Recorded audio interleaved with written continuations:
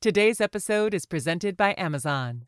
60% of sales on Amazon come from independent sellers. Across Europe, over 280,000 small and medium enterprises partner with Amazon to grow their business. Learn more at aboutamazon.eu. Good morning. It's Tuesday, February 17, and this is the Brussels Playbook Podcast. The vibe in Brussels today is Machiavellian as MEPs quietly size each other up ahead of a midterm power reshuffle. Also on the pod today, who's bringing culture wars to Brussels, and undoing Brexit one student, singer and actor at a time. I'm Zoya Sheftalovich, Politico's chief EU correspondent, and with me today is our senior European politics editor, Ian Wishart. Hey, Ian. Morning, Zoya. Hello, everyone. It's been a while. What have you been doing since you've been in our lives? I've been working very hard, as you know. Or hardly working. All right, let's get to it.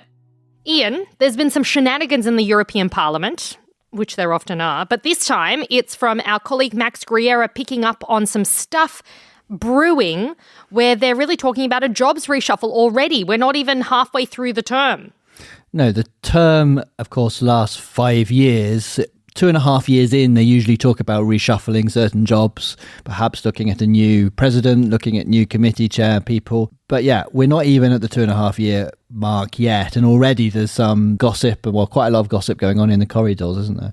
And the biggest one, of course, is around the Parliament presidency. Roberta Metsola, our Maltese president, she's been in post. She's already been renewed once, and now there's talk about her actually getting an unprecedented third renewal in, and that really has never happened before.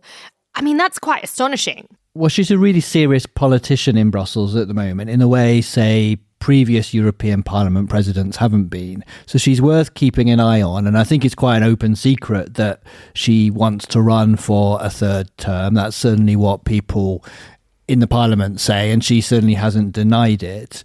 She hasn't confirmed she's running again, but I think Max, as we can see from the story that's out on the Politico website today, Max quotes somebody who says she's in full campaign mode. I mean, opposition MEPs might say that anyway, but I think it's quite interesting that this is already... I mean, how long has it been since the election? Not about 18 months or something? I mean, June 2024 is when... So it's almost a constant campaign. I think that's the way that the European Parliament is shaping up now. Yeah, and the thing about Roberta Metsola is that she's backed by Manfred Weber, the all-powerful chief of the EPP, and he's the guy who's pushing some of this through to say, look, we're onto a good thing. She is very powerful. She has cut through. Let's keep her in post. The other thing that's quite interesting is that the socialist MEPs don't seem to be getting together to put forward their own candidate. And that's obviously sort of, I'm not saying Metsola will get the job by default, but that obviously pushes her further forward. That's right. And they should, because they claim and have claimed for, a year and a half now that there is a power sharing agreement that they made with the EPP where the socialists would get a shot at the Parliament presidency. There would be kind of a job swap. But what we're hearing is as you say, they're not putting their own strong candidate forward. And the whispers of this is because they're quite happy with Antonio Costa, the European Council president, and they want to keep him. And so there is this kind of tension. Maybe if we allow Metsola to get another extension, let's say, then maybe we'll get to keep Costa. Oh, isn't it nice that proper politics breaks out in the EU, don't you think? Oh, I live for it. I breathe for it, Ian. It's not just the presidency, right? It's also the vice presidencies. It's the chair roles of the various committees. Everyone wants a piece of the pie. And that's something I think is going to be controversial, because the rise in MEPs from the far right means that they're going to want those types of jobs. And the EPP, the centre-right group, has always said there's some kind of cordon sanitaire around the further right MEPs. That's not lasted in terms of relying on the far right groups for votes. So far, they haven't got any of the influential jobs, but there's going to be so much jostling for them to get jobs after the halfway point. Yeah, and the point that the far right MEPs make is, hey, this is meant to be a representative house. We have had an unprecedented increase in the number of MEPs. Well, imagine also Jordan Bardella becoming president of France. You've got the second biggest country in the EU. It's very difficult to say that his party can't be represented in any influential job in the European Parliament. Exactly. And I mean, he could be president in 2027. By the way, an MEP himself. So, it would be quite absurd if we have one running the second largest economy in the EU, but none in any committees in the European Parliament. But there are obviously arguments to say that they should be blocked, and then plenty of MEPs in the European Parliament from the centre ground will say that those MEPs should be blocked. That's right. And there's actually a Court of Justice of the EU case that's ongoing. The far right has gone to the EU's top court and wants to sort of have the court weigh in and say whether it's lawful or unlawful to have them cut out of that process. And so essentially that is where we're at. We're waiting on the outcome of that. But the far right is definitely clamoring to get some of those nice, juicy jobs. Okay, well, it's nice to talk about the European Parliament, and this is obviously something that will continue for the next year, 18 months. That's right. And we're going to also be hearing about the leadership of the various groups too. So plenty there to talk about. All right, Ian, let's move on to our second story. This is about a fight that's increasingly visible here in Brussels, and it's over trans rights. Our colleague Mari Eccles has a great piece out this morning, and she's looking at how anti-trans activists are gaining a larger platform right here in Brussels, including inside the EU institutions. We're seeing a few events that have been cropping up in the European Parliament featuring speakers who are opposed to the mainstream approach to trans rights. And it's obviously a very sensitive, divisive topic. We're not here to talk about transgender rights, the issue per se, but about the fact that it's become a topic in the European Parliament, which I think it's noteworthy that a controversial subject that's raged in the US and Britain for a number of years now has suddenly emerged as a big thing in Brussels. There's a reason why that is, perhaps, and perhaps that's what we can talk about a little bit. Yeah, that's right, Ian. And I think it's no accident that some of these events are happening with the support of a prominent player here in Brussels, the MCC Brussels think tank that's funded by the Hungarian government. Viktor Orbán has long made opposition to LGBTQI rights, including trans rights, defining feature of his politics. He's used that on the national scale, and now to some extent it's now being exported here to Brussels. And I guess it's predictable that when voters across Europe vote for governments that are more conservative and further right and vote for MEPs that come from the further right spectrum, that those topics that are close to their heart become discussed. Yeah, that's right. And one of the things that has happened is that an AFD lawmaker in the European Parliament invited an Australian YouTuber known as Billboard Chris, a very vocal anti-trans campaigner, to speak at the European Parliament. So when you've got these people elected into the Parliament, they end up hosting events and inviting folks to speak at those events who align with their worldview.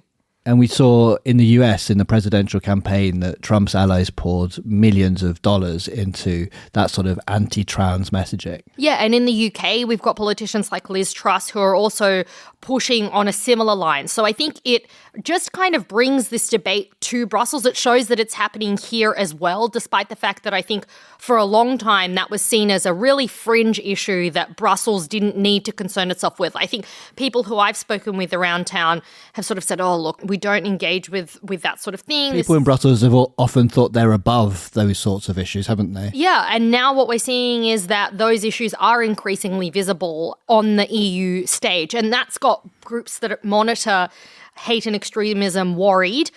We've got some groups who've spoken with Mari who've said they're concerned that anti-trans rhetoric is becoming more visible, more normalised, more mainstream, and they're concerned that now this might actually become even more inflamed in Brussels. Well, yeah, Mari included this in her EU Influence newsletter, which comes out every Thursday. So if you're interested in these sort of topics, you can sign up to that. And broader news story is on our website this morning.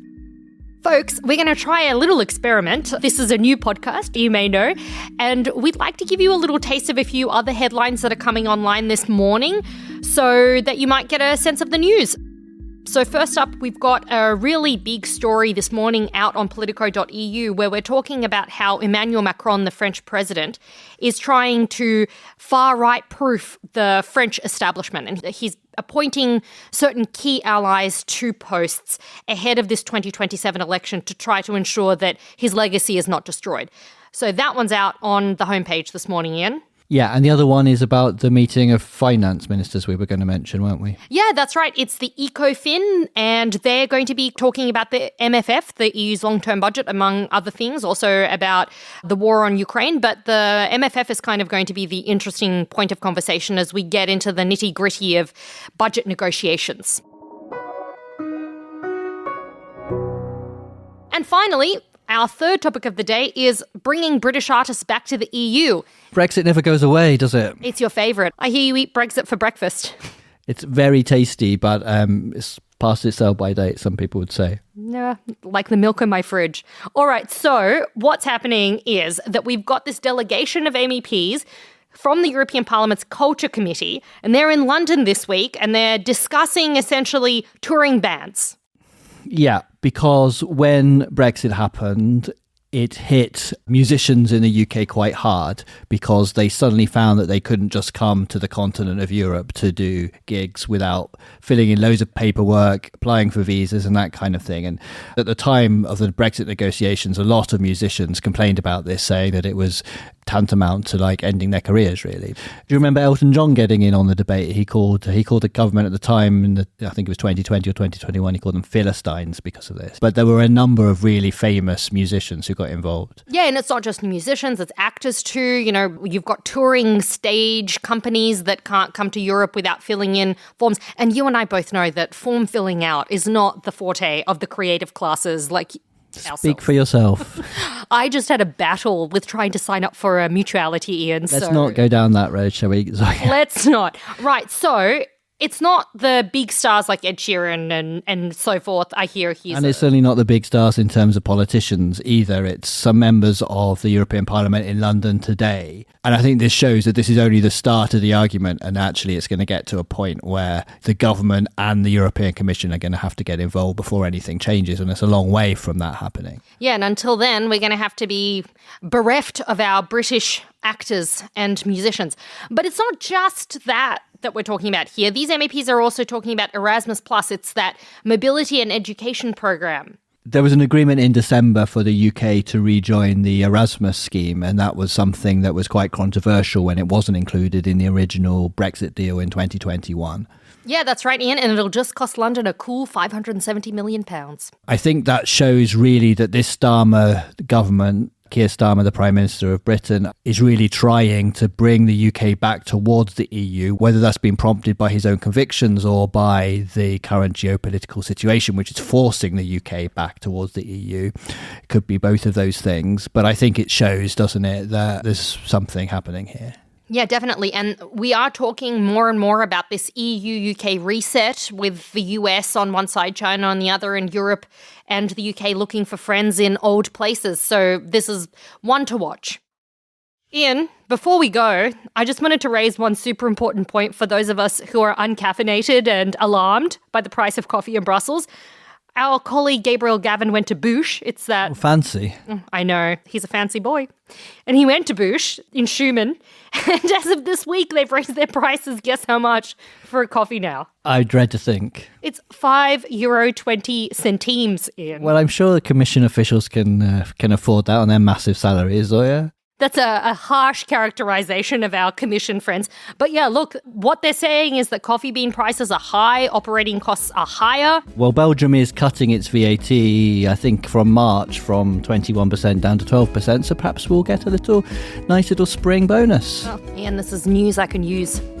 All right, listeners, if you'd like to tell me where to find a cheaper coffee, please send me a WhatsApp. You'll find the number in our show notes. And that's it for today. Speak to you tomorrow, Ian. See you tomorrow.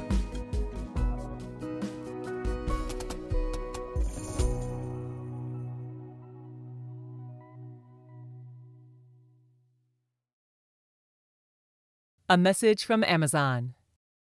60% of sales on Amazon come from independent sellers.